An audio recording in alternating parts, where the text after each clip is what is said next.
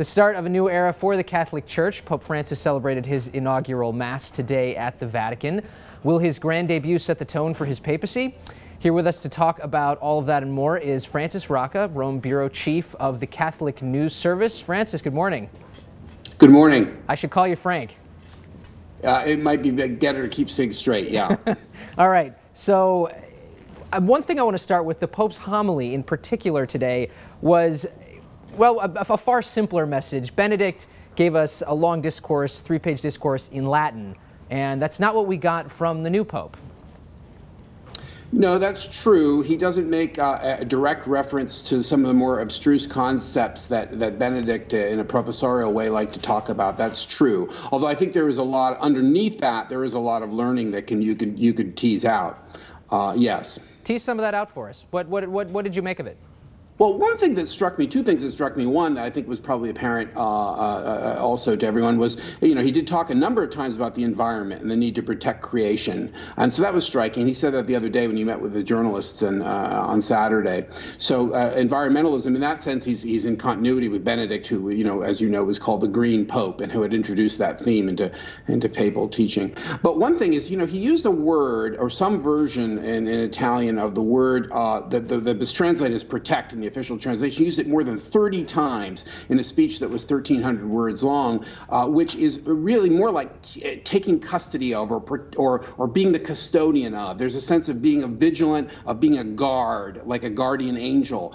This is the word that he kept using over and over and over again. And he said that's the job of all of us. We're all supposed to take care of each other in that way and guard each other, but also that's the job of the Pope. And I think that, again, that word has many facets, but I think there's that sense that he's going to be caring and tender. He talked about the importance of tenderness, even in a strong leader, but he's also going to be vigilant. And that was something that maybe didn't come across in the English translation, but I think that he's going to be vigilant, and he has a lot of things to be vigilant about. Okay. Now, the Pope also continues to make lots of what folks are saying are gestures of humility, and another one that was interesting today, he rode in an open-air car as opposed to the bulletproof Pope-mobile we've all come to expect. What's behind that? Well, remember also on Sunday morning after he celebrated Mass in a small church inside Vatican City, he just spontaneously walked over to the gate, and there were people massed on the other side on the Rome street. These people hadn't been vetted; they were just a crowd, and he started shaking hands, like a politician on campaign. I'm not saying he was being a politician, but I'm saying is with that kind of immediate contact with people, and I think that must be giving his security people a lot of anxiety, and will continue to do so. Will they permit him to continue to do that, do you think?